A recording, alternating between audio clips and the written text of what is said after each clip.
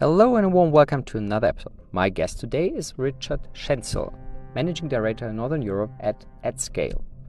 Building a revenue organization is tough, and that's why Richard and myself are discussing the building blocks for your go-to-market motion. And as a spoiler, we will talk about average sales cycle, average deal size, seniority of your buying persona, and the complexity of the product. Welcome, Richard. Welcome, Richard.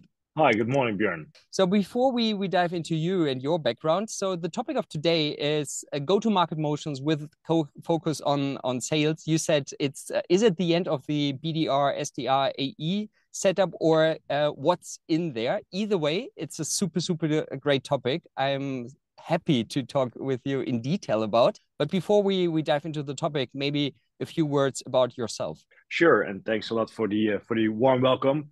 My name is Richard, working for a company called At Scale.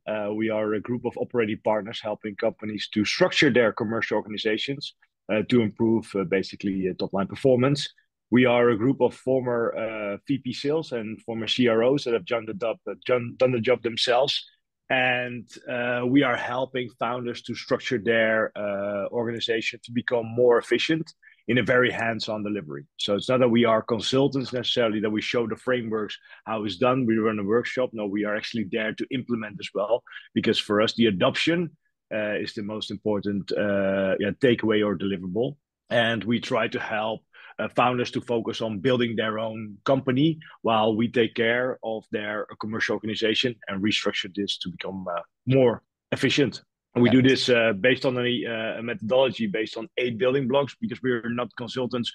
We have a board of advisors with some people from Bain, from McKinsey, hardcore consultancy companies that helped us to structure a methodology.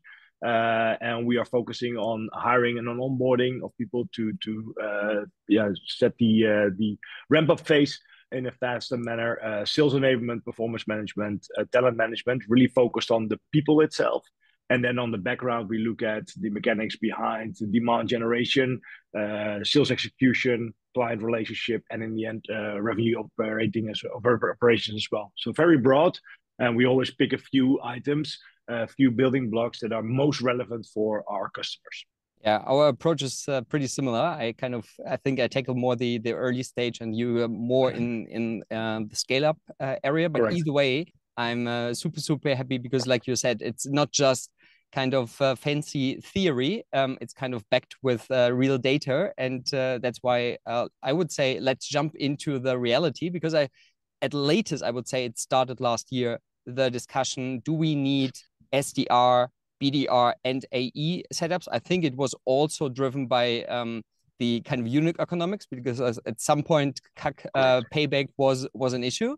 But what was your tipping point, or where did you think, okay, this is getting serious, this is a serious topic?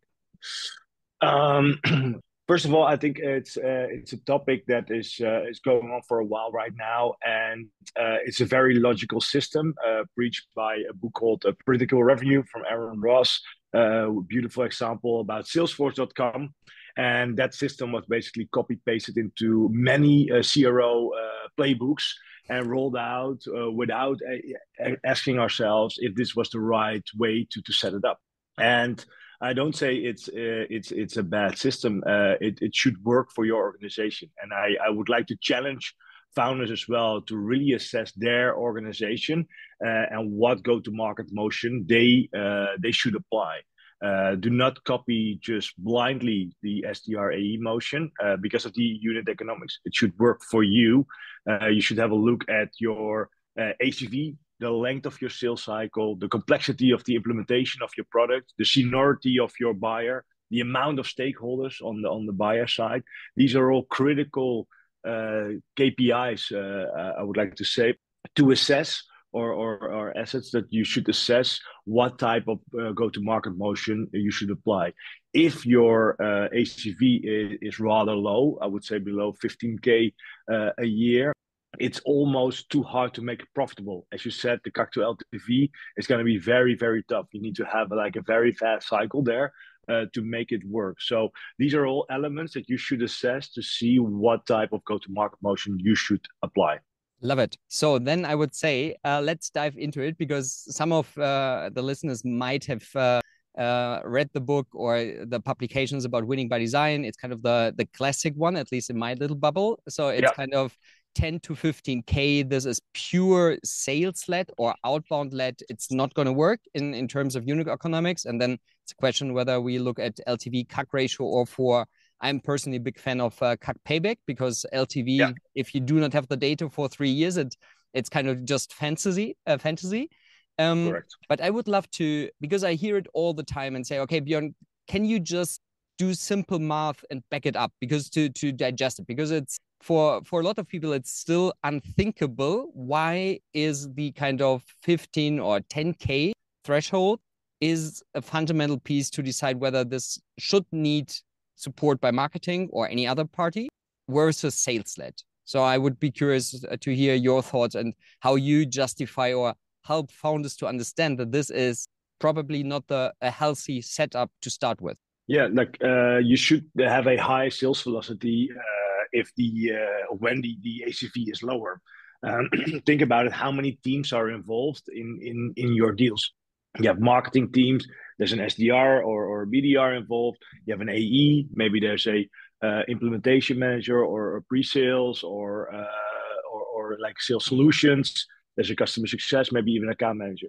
Like if we look at all the roles that you have in your organization, you get very like a big organization, which is first of all hard to manage. Second of all, if you see how many touch points there are on the buyer side, there's so many people involved, which can get very costly. That's one thing about the cost side. On the other side, it's the buyer experience as well. A buyer gets in touch with an SDR, there's initial interest, then we go to an AE, they do the demo, do the closing, then there is a solution manager for the implementation, there's another handover. Like you see so many people in a short period of time, and you're building a relationship in the first months. That's where you really make the difference. And if you have 4 or 5 different personas within your company touching one deal in over the course of 3 months, it can become very confusing as well. We all know the game when we were a child, where you had to whisper an animal or an object, and by the time you get to the end of the round, the object completely changed. This will happen with handovers as well if you don't have the right process.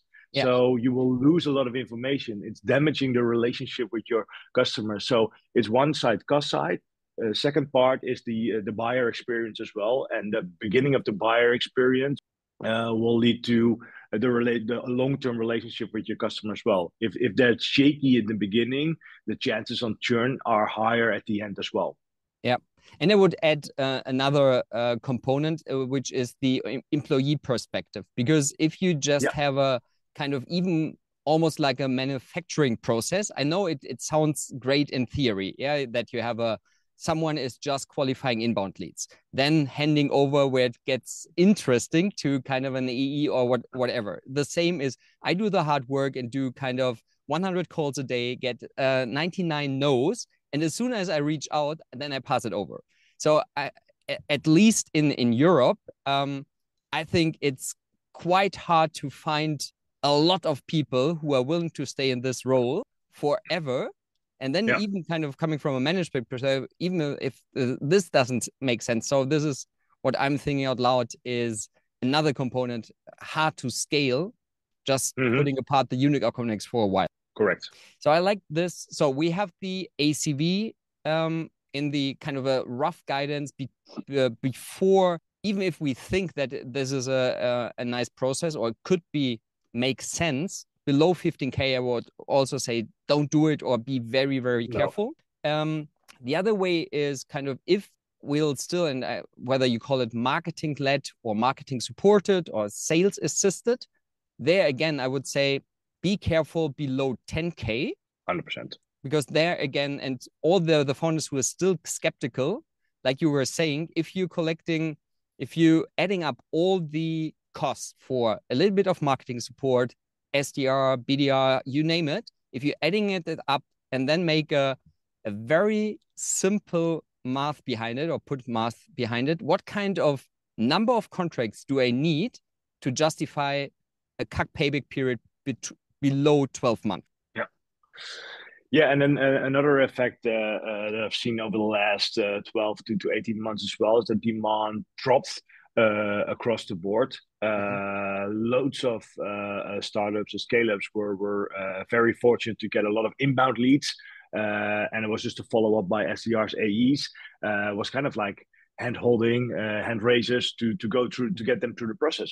Now, when now demand is dropping, SDRs have a harder job to create pipeline, and I've seen organizations where the agendas of AEs were rather empty, and I think we created a generation of AEs that is kind of like, for them it's normal that all those things are arranged for them, all those meetings were arranged, like all the tooling, etc.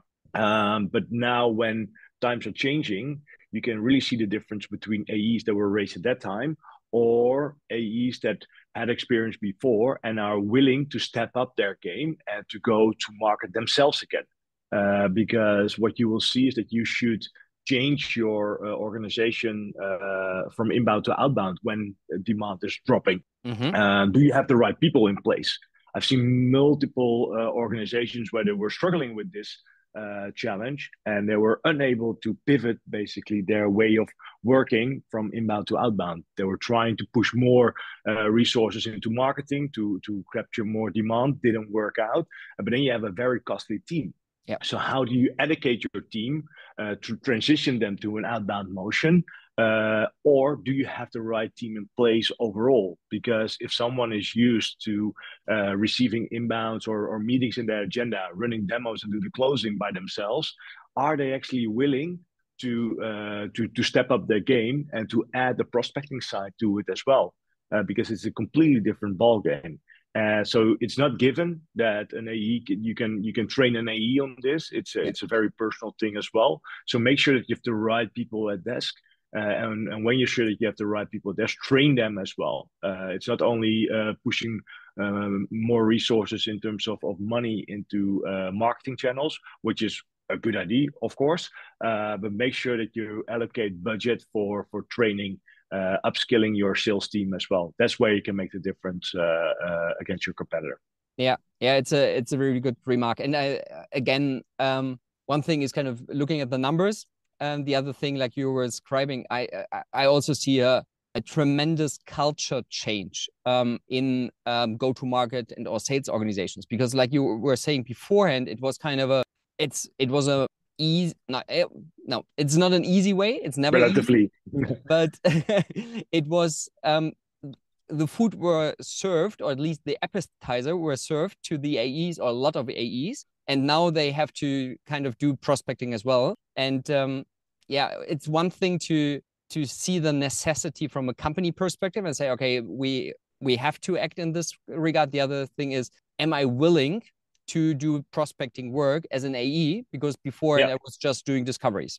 And I think this is not to, especially bearing in mind time restriction in startups overall or in general. I think this is it's a tough situation for founders to decide, is it the right person at the right time, to put it that frankly.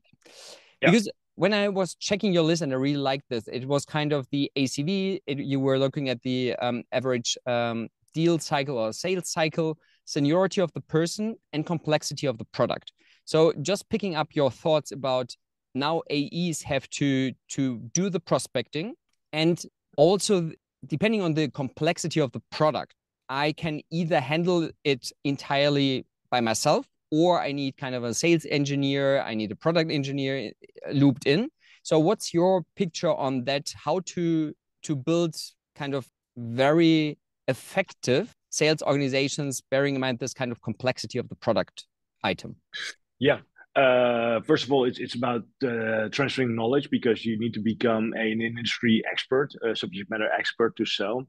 But what I've seen over the last months of 1.5 years as well, that when people get under pressure, they get more creative and they start the kind of spray and pray game.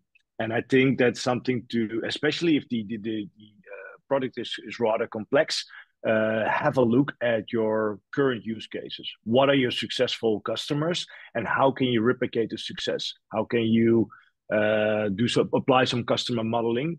Define a very clear ICP, because I still see companies that do not have this fully articulated throughout the entire organization. I see founders have an idea of an ICP, and the AEs have an idea of an ICP, but it's not matched. Make sure that's articulated from founders, management, marketing, sales, customer success, that everybody knows where to focus on, and what is the persona, what's the buyer persona, how many personas are involved, and what's the first persona to get in contact with, and study this persona. I think we should stop selling to people, which sounds weird in this podcast, but I think we should help people to buy.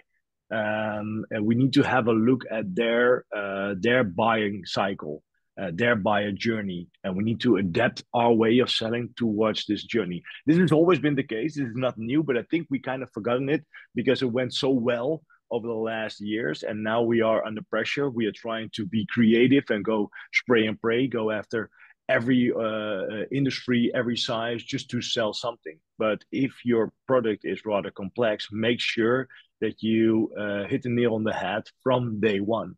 Make sure that your pitch is ready and that you provide value to your buyers. So it's not just mass emailing, sequences, etc. We've seen a massive email fatigue. I think emails sent out by marketing and sales went up by 15 or 18%. Open rates dropped massively as well. So it's not the way to go. It's all about building meaningful relationships. And that's why it's so important to understand, first of all, your product, but second of all, the solution of your product. What does it solve? How do you make the life of your buyer easier? How can you help them to be successful in their organization? So stop selling, start helping them to buy, and make sure that you have an understanding of the seniority of your buyer persona. Make sure that you speak on the same level, that you read what they are reading, that you are where they are. It's all about meeting them and building meaningful relationships by providing value rather than just sending out email campaigns. Love it. You definitely get the quote on my billboard for stop selling and help the buyer to get to the product. As I think it resonates very well. There's and you probably as well. There's a lot of discussion, at least in my little bubble, about buyer-led growth and how to restructure the process. And I also, it totally resonates to me as well regarding the ICP. It's kind of, a lot of people say that they have it and they are clear about the value proposition. If you ask the founder, if you ask marketing, sales, and also ask customer success or post-purchase, what kind of message and what kind of expectation is actually there with customers. So I would put it there. Often there is some room for improvement, I would say.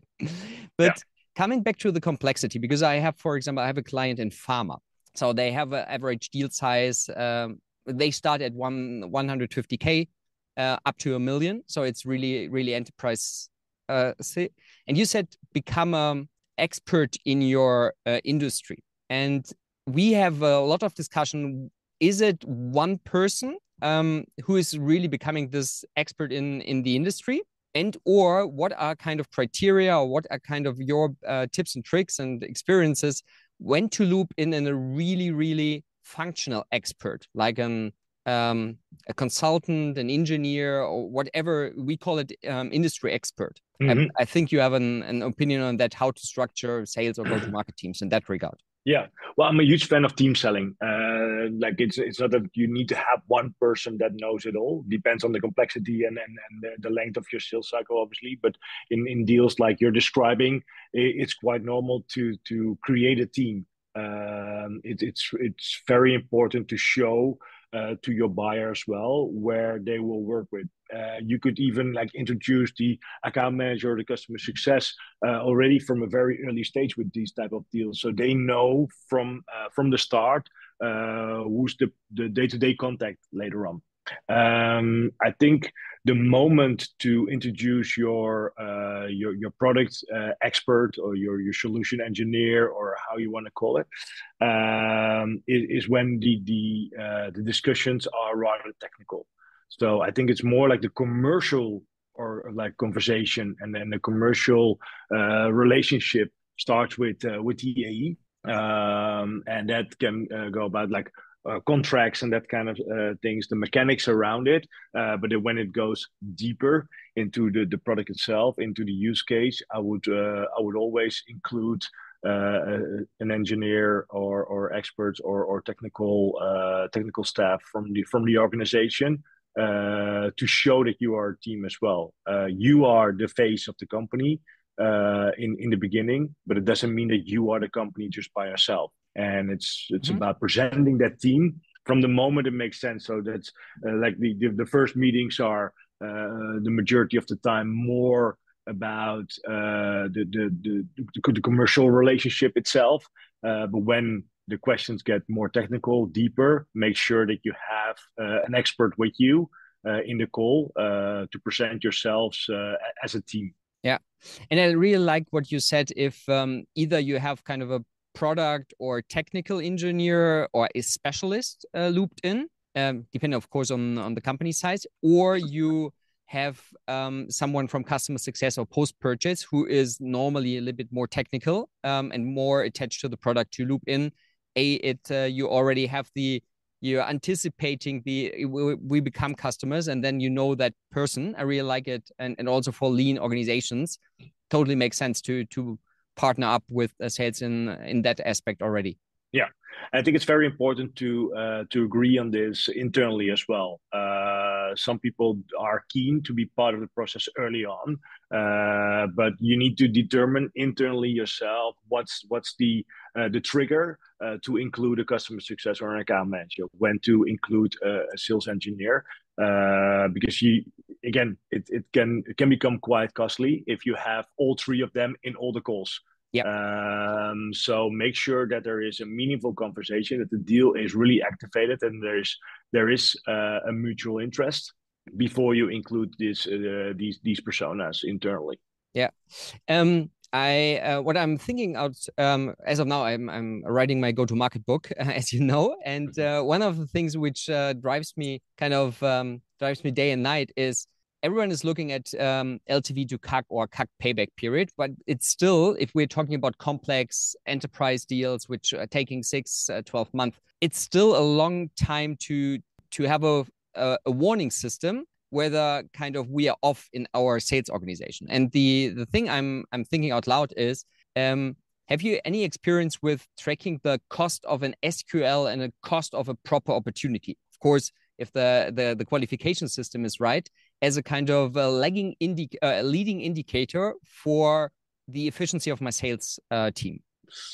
I think you need to break down the steps indeed. With a shorter sales cycle, with a higher sales velocity, it's easier to measure, since you can basically build a model around your close won revenue, and then work out from there. Which in enterprises is harder indeed, and I think you need to break down your sales process. What are the typical steps that you have in the process, and you break it down to smaller milestones and track it down there. So because the close won and revenue takes longer, exactly, it's higher as well. But you need to have an indicator at some point if you are on track or not. That's why it's super hard to track the ramp up time of a new AE for enterprise, if the sales cycle is 9 to 12 months, where you normally want to assess within 3 to 6 months if someone is successful. So you need to break it down to milestones. For me, it's hard to say right now because every organization is different. But I think it's very important. I would like to challenge founders to dig deeper into the sales process and what are the smaller milestones, and track the progress on those smaller milestones. And I think that's easily forgotten because a lot of organizations do only look at close won.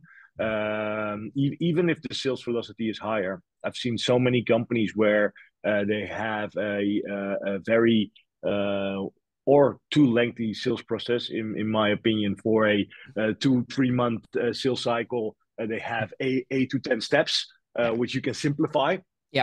But the monitoring of the conversion rate from stage to stage is rather poor as well. And that's with any organization. If it's SMB, mid-market, or enterprise, do track the progress from stage to stage. It's up to you as an organization to determine the steps. What are conversions for you? And I think that's the same for enterprise as well. Yeah. Don't open up the box, the Pandora's box of sales qualification and data. I think we could easily fill an hour discussing on that. And it's gonna be another episode. Yeah, absolutely. And you're always welcome. You know that. But what I learned at least in early stage startups, it's one thing is to tell them that you should need that and that you get more clarity on forecast and more reliability. And then at some point I said, okay, I need something which is more crunchy, because what they understand is at latest, if they talk to investors, it's okay, what impact does this conversion thing has on my CAC payback or LTV to CAC ratio? And that's why I'm circling back, even if it's kind of a rougher guess, to say, okay, the monthly SQL or the monthly cost per SQL or opportunity, depending on your sales process, is amount X. And last month it was amount Y. And out of the sudden, it kind of kicks in and say, okay, yeah, that's an indicator what will come in X amount depending on the sales velocity. It's a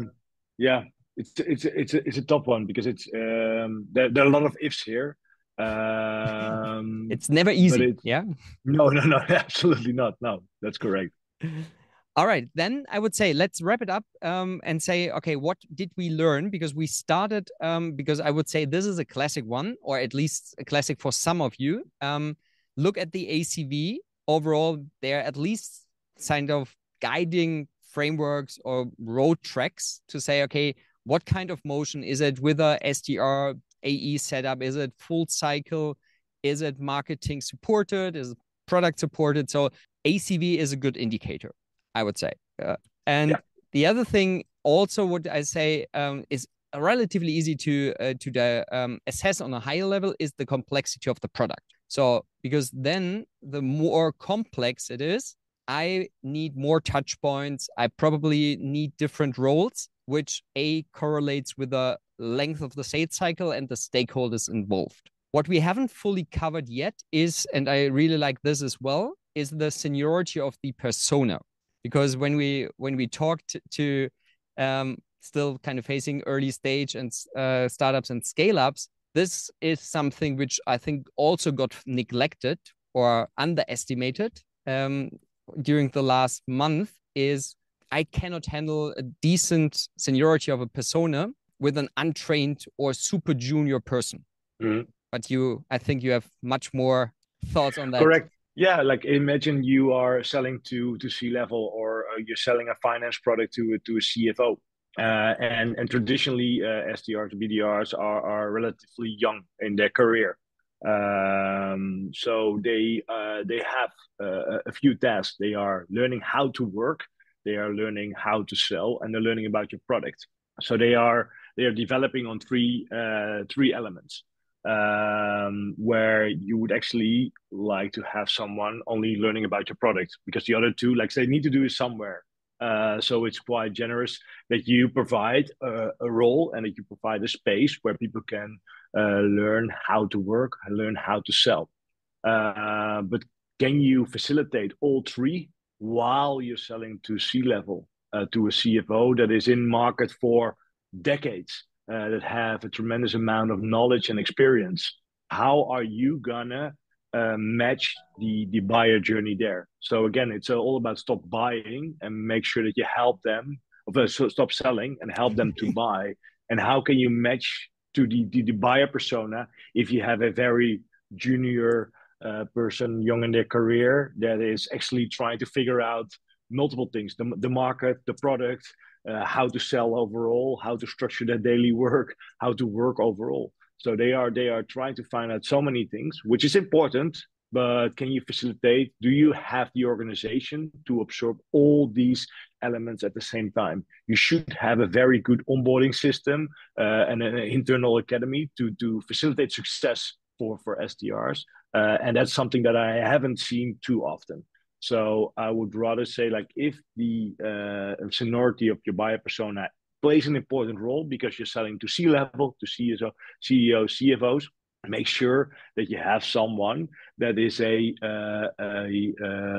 on-point sparring partner for your buyer persona. Yeah, and I would totally agree on that. And I recently read something on LinkedIn, and we do it with our pharma client. I do the same. Is they experimented with SDRs, junior SDRs, to get into kind of business unit leaders. So basically, they are managing directors in big pharmas, and you have no chance to start on eye level with them. So it's kind of a totally it's a poor buyer experience and a waste of resources 100%. to start to have this set up. So it always looks easier from looking backwards than forward, but I think we have shared the same learnings and also backed up with client experiences. 100%. Yeah. All right. So then I would say we have learned, and hopefully you got a lot out of it. So if you look at the go-to-market motion, ACV is a classic one, but also look at the complexity of the product, and then also the sales length and the basically the decision making unit overall, but in particular about the seniority level of the persona. Is there anything else I missed, Richard? No. Then I personally thank you for being spending time with me. And I have one last personal question. What are you learning as of now that you do not master well yet? Or what I want to learn this year? Yeah. Wow, that's a very good question. You got me off guard here. Sorry about that. No worries. One of the things where I'm focusing on right now to get my head around is setting up partnership sales from the start. I've been working in companies where this was already established. I have seen a lot of companies that have very much success with this channel, but how to build this from scratch is something that I'm keen to learn this year. I have surrounded myself with some people that are experts on this, and this is where I see a big advantage for founders as well. So I'm trying to add this to my toolbox to pay forward to founders this year or end of this year, hopefully as well. Yeah, it's another fascinating topic, also covered in one of the episodes, but there's so much out of it. So I'm super curious what you will come up with, probably with a proper framework and methodology backed by. So looking forward to that. And first of all, thanks again, and have a wonderful day, Richard. Thank you. You too. Bye-bye. Bye-bye.